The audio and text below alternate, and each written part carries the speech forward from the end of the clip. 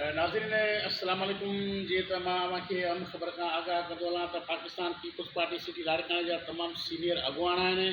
अली मुराद ख़ान अबड़ो कन्नड़ जी जेका Sindh मुजियमा news TV में ॻाल्हि ॿोल्हि आहे। नाज़रीन ॾिसो पिया त लाड़काणे सिटी जे अंदरि हिन वक़्तु जेका त रौनकूं बहाल थी वियूं आहिनि ऐं 80% जेका त पाणी जेको आहे सो कढियो वियो आहे ऐं हिन वक़्तु जेका कम्यूनिकेशन आहे, जेका बिजली आहे, जेका गैस आहे, उहा बिल्कुलु जेका त इलाइक़े जे अंदरि मुहैया कई वई आहे ऐं लाड़काणो हिन वक़्तु जेका त बिल्कुलु जेका त ॾिसो पिया जेको लाड़काणे जो मंज़रु आहे उहो अलहमदिल्ला तमामु बहितरीनु आहे। हर तरफ़ रौनकूं आहिनि। हिन वक़्तु असां सां पाकिस्तान पीपल्स पार्टी जा सीनियर अॻुवान आहिनि। अली मुराद ख़ान कमारियो अबड़ो साहिबु कमरे हाउस ते उन सां असांजी ॻाल्हि ॿोल्हि आहे। उहा ॻाल्हि ॿोल्हि असां अवां जा ज़रूरु शेयर कंदासीं। साईं अस्सलाम वालेकुम। अल्लाह जे एहसान दुआऊं सर तव्हांजो सर तव्हांखे सिंध मुजियमा न्यूज़ टीवी चैनल में मां खणी करे कमु सुठो कमु आहे, भलाई कंदी आहे, माण्हुनि जा ॾुख सूर हाणे जा वक़्तु जेके अहिवान नथा पुॼी सघनि तव्हां हिन ज़रिए पुॼाईंदव।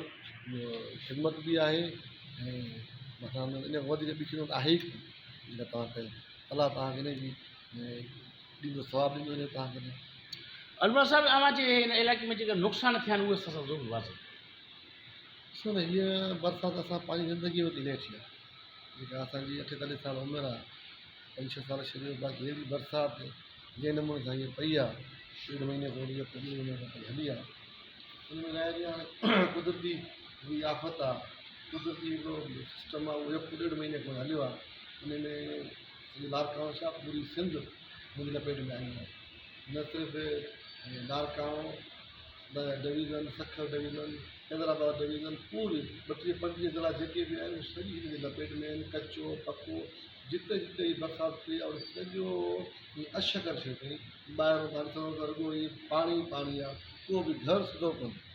ऐं हिन में अलाह जो रंग आहे, हाणे हुनखे असां था करे सघूं। पीपल्स पार्टी त पंहिंजे वस आहार जेको आहे उहो करे थी पई। चेयरमैन साहिबु जेको आहे अकाउंट जनरल सेक्रेटरी वठी आयो हिते, मां असांजी उमिरि में त पहिरियों दफ़ो एॾी वॾी शख़्सियत हिते आई हुई। असांजा ॾुख सूर ॾिसणु त पाकिस्तान में हेॾी तबाही आई आहे, ॾिसूं त कीअं उनजो हल कढिजे। ऐं अली मुराद साहिबु ॾिसो पिया त हिन वक़्तु जेका लाड़काणे सिटी जे अंदरि मां सम्झां थो त 80% जेका त रौनकूं ऐं बहाल थी वियूं आहिनि ऐं अवां जे इलाइक़े जी छा पोज़ीशन आहे? पुछनि असां वटि त कमु बहितरु आहे, छो जो सिटी जे हवाले सां जमीर अहमद सूमरो साहिबु आहे, उन जी टीम जेका आहे उन पंहिंजो कमु कयो आहे।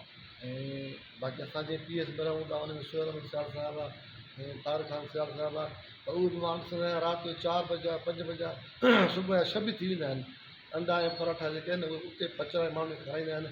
माण्हुनि जी ख़िदमत में जेको सियाल साहिबनि जो किरदारु आहे लाड़काणे जी पंहिंजी PS में, मां चवां उहो कंहिंजो शायदि सही सिंध में किथे कई हुजे। सियाल साहिब एतिरी महिनत कनि था पार्टी जे करे, पार्टी जो हुकुम आहे, चेयरमैन साहिब जो हुकुम आहे, उनखे ॾिसंदे सॼो ॾींहुं सॼी राति में कढी कंदा आहिनि। उनजो ई सिलो आहे जमीर साहिब ऐं सियाल साहिब जी ॿिन्ही जी कोशिशि कई था लाड़काणे में साफ़ु सुथिरो 80% जेको तव्हां चओ था। हाणे 100% कुझु बि न हूंदो, कोई बि न हूंदो आहे, पर 80% तक़रीबन शहर सफ़ाई सुथराई में आहे। लाइट बि आहे, गैस बि आहे, रोड रस्ता बि हिन वक़्तु साफ़ु आहिनि। ऐं मां सम्झा अलाह जी या महिरबानी आहे, अहिड़ा लोकल अॻुवान असांखे मिलिया। नाज़रीन सिंध मुजियमा न्यूज़ टीवी में जेका त पाकिस्तान पीपल्स पार्टी जा सीनियर अॻुवान आहिनि अली मुराद ख़ान कमारियो अबड़ो सां असांजी ॻाल्हि ॿोल्हि थी आहे। हिन वक़्तु कमारे हाउस ते जेका त असांजी जेका ॻाल्हि ॿोल्हि आहे उन में मैसेज में हिन डिलीवर कयो आहे त पाकिस्तान पीपल्स पार्टी हमेशह हिन ग़रीब मिसकिन माण्हुनि जी पार्टी आहे। ऐं जेकॾहिं हिन वक़्तु को बि अमल कयो आहे सिटी जे अंदरि उहो पाकिस्तान पीपल्स पार्टी जा चेयरमैन जनाब बिलावल भुट्टो ज़रदारी साहिब जा पॉलिटिकल सेक्रेटरी ऐं जमीर अहमद सूमरो साहिबु ऐं ख़ासि करे जेको आहे त सोहेल अनवर साहिबु, तारिक अनवर साहिब जी तमामु हिकु बहितरीनु सुठी कोशिशि रही आहे। उन्हनि ॾींहुं राति महिनत करे जेको आहे त हिन सिटी जे अंदरि जेको हिन वक़्तु जेका रौनकूं ऐं जेके बहाल थी वियूं आहिनि उनजो तमामु हिकिड़ो सुठो किरदारु रहियो आहे। नाज़रीन ईंदड़ वक़्त जे लाइ कैमरामैन मुश्ताक मुगरी सां गॾु डॉक्टर अब्दुल हफ़ीज़ बलोच खे ॾींदा इजाज़त। अल्लाह निगहबान, पाकिस्तान ज़िंदाबाद।